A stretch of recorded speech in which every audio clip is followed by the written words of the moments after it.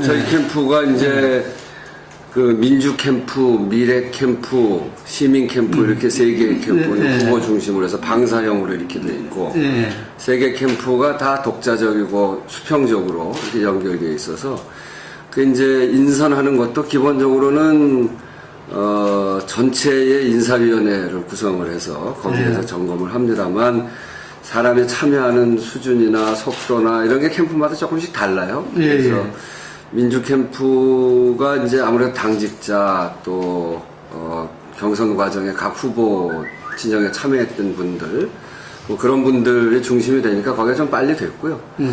시민 캠프가 시민사회에 있었던 많은 사람들이 참여하면서 이제 윤곽을 드러내가고 있고 미래 캠프가 이제 뭐 참여하겠다는 사람들이 이렇게 좀 모이면서 차츰차츰 이제 윤곽을 드러낼 그런 상황입니다. 그래서 이 수평적이면서 독자적이기 때문에 뭐 진행되는 속도나 이런 것들이 조금씩 다르죠. 되게 이제 박 후보가 추석 전에 과거사 문제를 가지고 하락을 하다가 사과를 하면서 되게 정체된 형국인 것 같고요.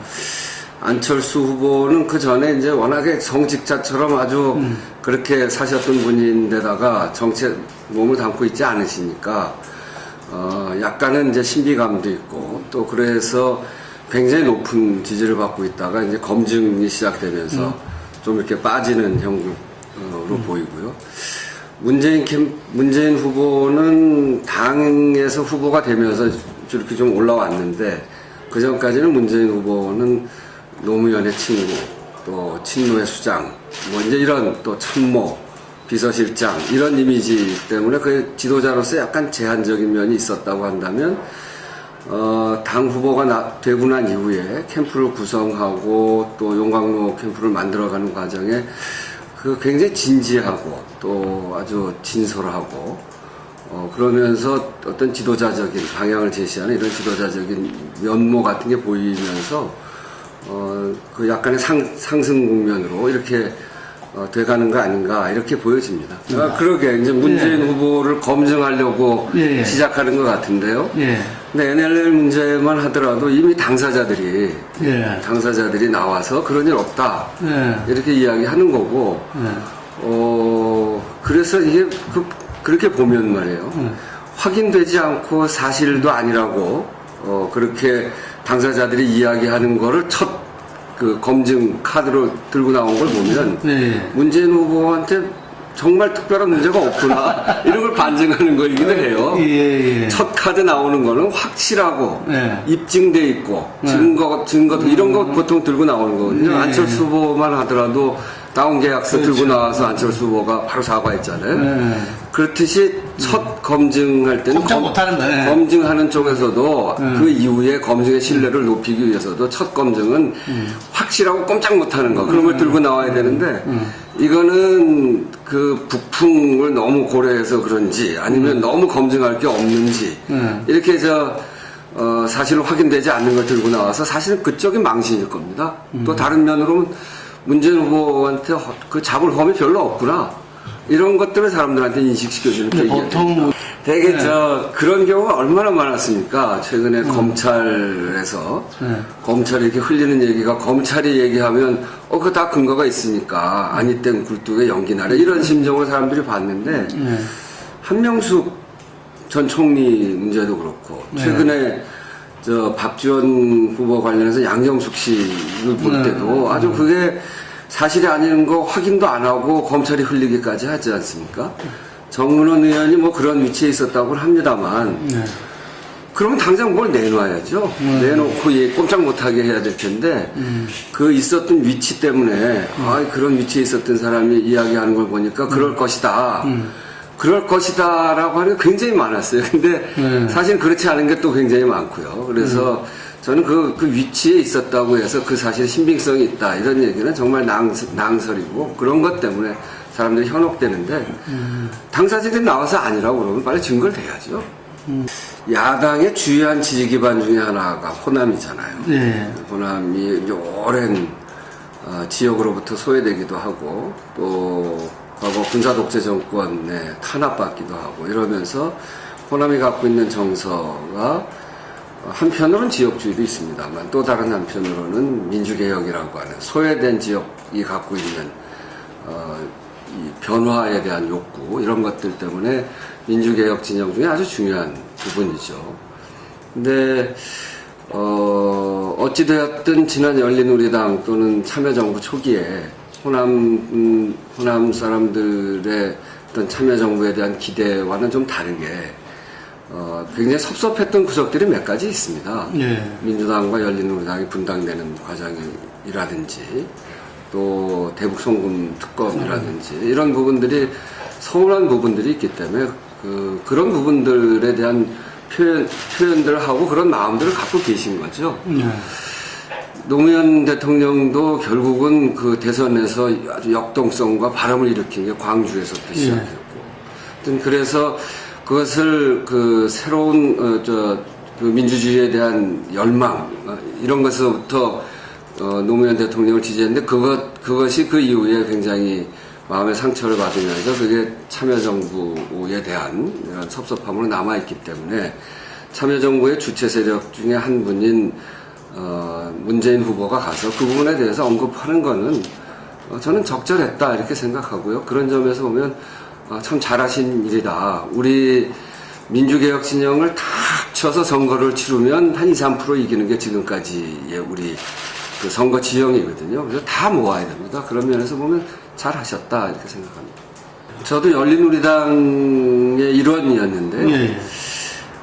민주당과 열린우리당의 분당 과정 뭐 저희들도 끝까지 반대도 하고 그랬습니다만 마지막에 또 불가피했던 그런 측면도 있었다고 봐요.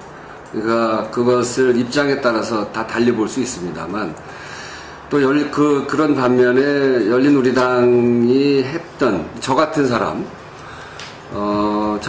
이제 이게 낙하산 공천 위에서 정해서 보내는 공천으로 해서는 열린우리당 때 도저히 공천이 안 됐을 거거든요. 이거를 상향식 공천, 국민참여경선 이런 방식을 통해서 저도 지역에서 뽑혀져서 선거에 참여한 선거인단에 투표를 의해서 됐는데 그런 점에서 보면 열린우리당이 했던 기여도 굉장히 있습니다. 이제 그런 경선 방식이나 이런 것들 때문에 갈등도 있었기 때문에 분열이라고 한 점에서 그 호남 또는 전통적인 민주당 지지자들한테 섭섭함이 있었다면 또 다른 한편에 공으로서는 그렇게 함으로 해서 국민들의 의견을 더 받아들이는 그런 국민 참여 경선과 같은 상향식 공천이 이루어진 점에 있어서 공과가 다 있다. 그런 점에서 보면 문재인 후보가 이번에 내려가서 이야기한 거는 그 과에 대해서 진솔하게 이야기한 거다 이렇게 생각합니다. 네. 자, 그런데 그래서 일시적으로 그 당시에 호남에서 지지율이 상승했어요. 네. 그런데 그 조금 며칠 지나고 나서 이어서 바로 안철수 후보가 내려가지고 여수부터 시작해서 뭐 그 자기는 호남의 사이다. 그래서 여수, 뭐 목포, 광주, 전주 뭐 쭉 돌다 보니까 그 이후에 조사를 해보니까 다시 원위치기 했어요. 아시죠? 그렇게 나오는 것도 있고 그거보단 좀 나은 것도 있고. 나은 것도 있고. 그렇죠. 어쨌든 간에 저는 이제 문재인 후보가 당 쇄신을 커다랗게 이야기하는 게 용광로 선대위거든요. 예. 그러니까 그 용광로 선대위는 뭐냐면 계파를 다 넘어서겠다. 그리고 당과 바깥을 넘어서겠다. 그리고 서열을 중심으로 하지 않고 선수와 나이 이런 것도 넘어서서 능력 중심으로 하겠다. 누가 한 사람이 의사결정에서 탑다운하는 방식으로 하지 않고 그거를 민주적 논의 구조로 만들어서 수평적 네트워크로 하겠다. 그 비효율적인 면도 있습니다만 지금 이제 저희가 그런 새로운 실험을 하고 있는데요. 이를테면 선대위원장이 10분입니다. 근데 그게 굉장히 비효율로 보이긴 합니다만 거기서 이렇게 저렇게 논의를 하고 역할이 차츰차츰 나눠져 가거든요. 본부장 회의도 누가 특별히 총괄본부장 이런 그런 분도 있지 않아서 그냥 자연스럽게 논의를 하면서 이렇게 역할이 차츰차츰 나눠져 갑니다. 시민 민주 미래 캠프도 역시 마찬가지고요. 그런 점에서 보면 상당히 새로운 실험을 하고 있다고 보고, 그래서 그런 쇄신이 굉장히 이렇게 손에 잘 안 잡히는 건데요. 그런 점에서 이런 실험을 하고 있죠. 그걸 정말 믿을 수 있냐, 그런 이야기들 하시는 분이 많아요. 네. 결국은 이제 또 일부가 또 하는 거 아니냐, 뭐 이렇게 얘기하는 게 많은데, 저는 저를 총무본부장으로 시킨 게 좀 의외였죠. 예, 의외죠. 용광로 선대위의 아주 상징이라고 생각합니다. 네. 저는 제가 여기까지 참여하는 과정을 보면 김근태 선배가 이렇게 주도한 민평년에서 누가 대통령 후보가 되는 게 좋을지 표결을 하고 거기에 표결하니까 손학규 후보가 1등이 돼서 1등한 사람을 어쨌든 지원해야 된다고 그러고 이제 그 책임을 갖고 손학규 후보를 도왔고요. 거기 가서 열심히 도왔죠. 제가 선대위 부위원장을 맡아서 했으니까. 그러고 끝났는데 문재인 후보가 이걸 맡으라고 그러시는 거예요. 그래서 제가 아니 총무본부장은 인사를 해야 되고 돈을 모으고 돈을 써야 되는 그 책임을 지는 사람인데 그거는 그야말로 핵심 측근을 시켜야 믿을 수 있지. 이건 내 자리가 아닌 것 같습니다. 이렇게 얘기를 했어요. 그래서 좀 황당하고 그런데 그래야 그게 용광로 선대위 되는 거 아니냐. 그래서 저도 며칠 고민하다 이걸 맡았어요. 우리 집사람은 그거 위험하니까 하지 말라고 그러기도 하고. 그렇죠. 감옥도 많이 갔죠. 감옥도 많이 가는 자리 아닙니까? 저도 속으로는 내가 경선 때 돕지도 않은 분인데 내가 이 위험 부담까지 안고 이걸 할 필요가 있나 이런 생각도 한편 왜 없었겠어요. 근데 그거를 가만히 또 다르게 생각을 해보면 저한테 맡으라고 하는 건 이런 것 같아요. 이게 인사권을 이거 어쨌든 인사위원회 책임을 갖고 있고 인사권을 갖고 있는 사람인데 이게 용광로 선대위 담쟁이 캠프 이게 다음에 이제 한 점 한 점 붙여서 올라가는 건데 이파리 하나씩 붙여서 용광로 캠프 그것도 마찬가지 개념이고요. 문재인 후보를 도왔던 사람이나 손학규 후보를 도왔던 사람이나 김두관 후보를 도왔던 사람이나 정세균 후보를 도왔던 사람이나 아니면 안 도왔던 사람이나 또 당에 있던 사람이나 당 바깥에 있는 사람이나 저는 이제 시민사회 쪽에 많이 알고 또 참여를 많이 했습니다. 이런 사람들한테 아무런 편견을 두지 말고 고르게 해라. 그래야 진짜 용광로 되는 거 아니냐. 이런 요구. 두 번째는 이게 돈이라고 하는데 한 군데 모이면 이게 이제 썩기도 하고 그럴 소지가 생기고 서로 봐주기도 하고 이럴 수가 있는데 이걸 저한테 맡김으로 해서 정말 투명하게 관리해라.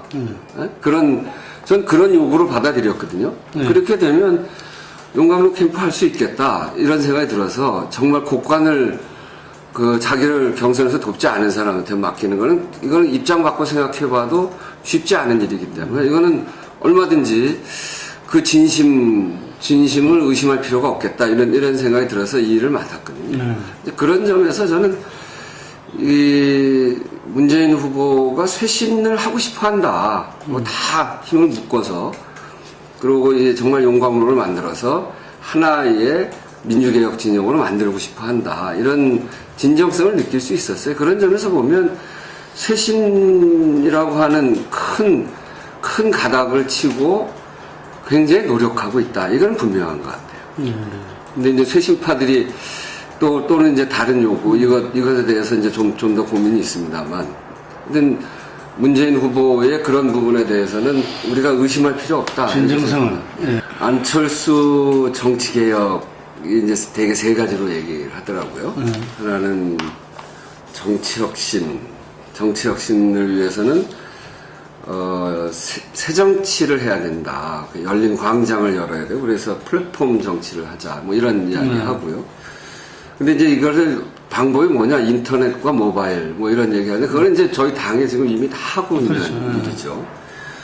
그 특권 없는 국회를 요청하는데 그것도 지금 이제 굉장히 열심히 토론을 하고 있습니다. 법안 23개인가 저희도 법안을 내서 하고 있고 정당 혁신은 공천권을 국민에게 주자.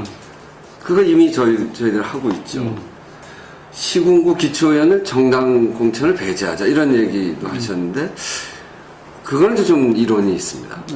그게 더 맞는 방식인지 아닌지 그 인물 검증을 해야 되는데 기초의원 선거라는 게 인물 검증하는 시스템을 그냥 바깥에 두고서 제대로 될 건가 하는 문제가 있어서 저희도 옛날에 그렇게 해봤습니다. 잘 안 되거든요.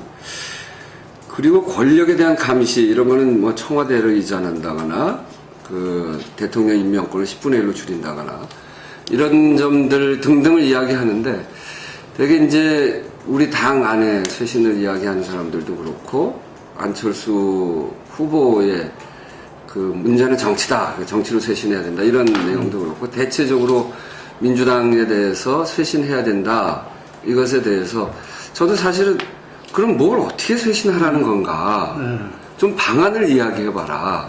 근데 안철수 후보가 얘기한 많은 방안은 하나 분명한 건 기득권을 내려놓자는 이야기인데 그 중에 많은 걸 이미 하고 있는 거예요.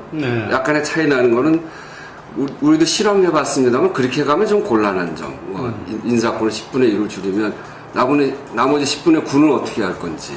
그걸 관료한테 맡기게 되는데 그거는 대통령은 대통령 선거라고 하는 과정을 거치면서 시대 정신을 대표하는 사람인데 그 시대 정신을 관철하려면 임명권을 갖고 있어야 되거든요. 시스템의 문제죠. 그걸 어떻게 적합한 사람을 보낼 거냐 하는 문제입니다. 그렇지만 다 통틀어서 정당이 갖고 있는 기득권을 내려놓자라고 하는 것에 대해서 동의합니다. 그런 점에서 보면 말씀하신 대로 우리 당의 이박연대 뭐 이렇게 해서 그 총선 지난 이후에 이 문제에 대한 비판도 많았고 지난 경선 과정에 그 소위 당내 패권주의 이야기도 있었고 또 일부 기득권에 대한 그 쇄신 요구도 있고 이제 이런 것들 아니겠어요? 근데 그것도 사실은 보면 어떻게 보면 박지원 대표의 경우에는 국회에서 이 일을 담당하는데 그 국회가 해야 될 기능적인 일들이 있습니다. 지금 이제 국정감사 치르고 얼마 안 남은 기간이거든요. 11월 중순이면 다 끝나기 때문에. 하여튼 그래서 그 문제를 뭐 쇄신한다고 이거 쇄신이 될까? 그건 또 전 별로 아니라고 해요. 이거 이박연대 중심도 그런 게 아니기 때문에. 이해찬 대표 문제에 대해서는 좀 고민해 볼 필요가 있는 것 같아요. 이해찬 대표가 대표의 권한을 후보에게 넘기고 그리고 모든 권한을 선대위로 넘기는 아주 전향적인 조치를 취한 면은 있는데 그동안 제기되어 왔던 지금 그런 문제들이요. 뭐 당내 패권의 문제라든지 이런 문제들에 대해서 우리가 내려놓을 수 있는 기득권이 있다면 그런 부분들이 있을 수 있다. 이제 그런 점에서 보면 당내 쇄신의 상징 또는 당내 변화의 상징 또 민주당이 이번 대선에 기득권을 내려놓는 상징으로 이해찬 대표가 배구정군 한다 이런 것들은 검토해 볼 수 있는 거 아닌가. 하여튼 저는 그런 점에서 민주당이 기득권을 내려놓자. 그래서 국민에게 더 가까이 가자. 문재인 후보가 용광로 선대위를 만들기 위해서 이렇게 노력하면서 모든 걸 실은 저한테 총무부장 맡으라 하는 거는 굉장한 기득권을 내려놓은 거라고 생각합니다. 그리고 정말 이 모든 계파를 다 아울러서 그래서 캠프에서는 반발 많았어요.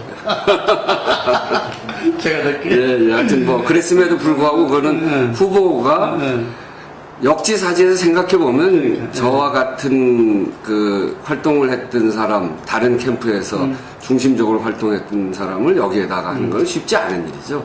이제 그런 점에서 문재인 후보가 기득권을 내려놓고 이 용광로 캠프를 만들려고 하는 모든 노력의 화렴점정이 어쩌면 이해찬 대표의 백의종군 아닌가 이런 생각을 요즘 좀 해봅니다. 민주당이 정말 이렇게 용광로 캠프를 만들어가면서 새정치를 해보려고 하는 노력을 지금 하고 있습니다. 그래서 사실은 안철수 후보는 당 바깥에서 정당의 쇄신을 이야기하는 거기 때문에 굉장히 좀 쉽거든요. 말로 할 수 있고 형상을 분명하게 이야기하지 않아도 쇄신을 이야기할 수 있는데 문재인 후보는 여기서 새정치를 추진해 가기 위해서 용광로 캠프도 만들고 이런 노력을 하고 있죠. 이렇게 민주당이 추구하고 있는, 문재인 후보가 추구하고 있는 새 정치, 이 정치 혁신, 이런 방향으로 보면 이게 원칙적으로 저는 옳지 않다, 이렇게 생각합니다. 사실은, 송호청 의원이 안철수 후보와의 개인적인 관계, 이런 거 잘 알고 있습니다만, 전략 공천을 받아서 당 이름으로 출마하고 그 지역의 지지를 받아서 국회의원 당선된 지가 이제 채 6개월밖에 되지 않거든요. 그 지역에서 지지하는 송호창 후보를 지지했던 분은 송호창 개인을 지지하는 분들도 있습니다만 민주당의 어떤 정신이나 방향을 지지해서 한 분도 많고 그 요구를 잘 수렴해서 가야 된다 이렇게 생각하는데 본인의 어떤 생각, 본인 개인의 생각 또는 본인과의 관계 이런 것들 속에서 그렇게 당을 탈당하고 나가는 것은 옳은 방향 아니다. 여기 남아서도 우리가 향후에 적절한 시점에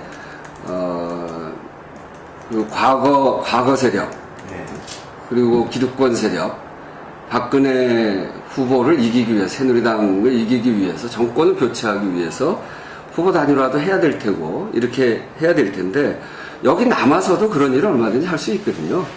이제 그렇게 했으면 더 좋았을 텐데 이거는 원칙적으로 저는 옳지 않다 이렇게 생각합니다. 뭐 그 얘기는 별로 적절하지 않습니다. 그러니까 정당 특히 이제 민주당은 김대중도 있고 노무현도 있고 김근태도 있고 여기에 국민들이 볼 때 실망스러운 부분도 있습니다만 이렇게 국민들이 볼 때 아주 긍정적인 또 우리 역사 또 우리 민주주의 또 서민들의 삶 이런 것들을 가지고 정말 고뇌하고 고민했던 그런 것도 있습니다. 그러니까 그래서 민주당에는 실패했던 길도 있고 성공했던 길도 있습니다. 저는 이런 민주당의 실패했던 길과 성공했던 길 이런 것들이 민주당 안에 녹아있기 때문에 민주당은 민주개혁 진영의 중심이고 또 새로운 정권을 창출할 수 있는 아주 유력한 토대다 이렇게 생각합니다. 그게 문재인 후보한테 장점이고 이번 선거에서 경선에서도 유리한 고지에 쓸 수 있는 점은 맞습니다. 그렇지만 그 또 다른 한편으로는 지금 이제 무소속으로 나오면서 국민들이 정치 불신의 한 현상, 정치 불신이 안철수 현상을 낳은 건데 이것이 넌 안 된다 이렇게 이야기를 하는 것도 부적절하고 또 그리고 바깥에서 정당을 상을 분명하게 만들지 않으면서 무조건 쇄신해라 하는 것도 전 딱 맞는 일은 아니라고 생각합니다. 서로 이게 협조적 경쟁 관계이기 때문에 서로 화답할 수 있게 이야기했으면 좋겠습니다. 정당 쇄신을 이야기할 때 민주당의 어떠한 점들을 좀 알아들을 수 있는 화법으로 이야기하시고 또 여기서도 민주당에서도 그 안철수 후보에 대해서 거기가 갖고 있는 약점들을 보완해 나갈 수 있는 화법으로 이야기해서 이야기하면 서로 화답하면서 서로를 상승시킬 수 있는 그런 노력들이 좀 더 있어야 되는 거 아닌가. 이제 그런 점에서 무소속 후보, 또 그것에 대한 이틀 동안의 공방, 그것은 꼭 적절하진 않다. 이렇게 생각합니다. 그렇다고. 그건 아직 얘기할 때가 아닙니다. 그거는, 지금은 문 후보는 문 후보대로, 안 후보는 안 후보대로 국민적 지지를 넓혀가는 지형입니다. 그렇게 해서 두 후보가 국민들 속에 새누리당은 진짜 안 된다.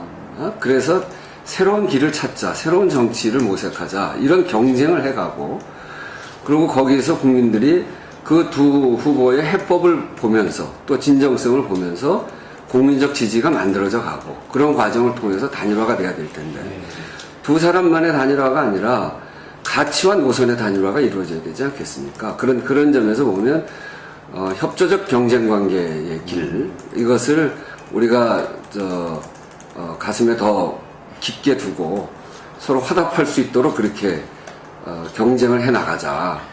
이제 그 경쟁이라는 게 또 어떤 면에서 보면 이렇게 예각으로 부닥칠 때도 있죠. 예각으로 부닥치는 게 그분들이 잘 알 겁니다. 전체 국면으로 보면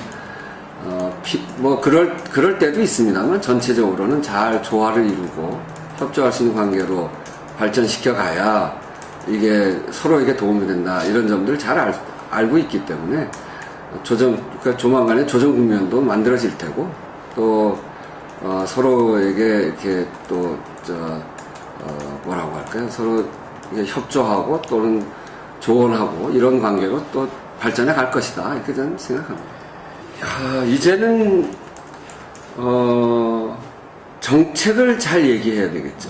국민들이 새로운 정치라고 하는 게 지금은 특히나 사회적 양극화가 심해졌고 우리 부모들이 아이들 낳고 기르고 가르치고 일자리를 취직시키고 하는 일이 너무나 고통스러운 일 아닙니까? 이런 일들에 대해서는 누가 더 구체적이고 실천 가능한 대안들을 갖고 오는가 이런 것들을 국민들이 볼 겁니다. 한편으로는 뼈를 깎는 쇄신을 한편으로 해야 될 테고요.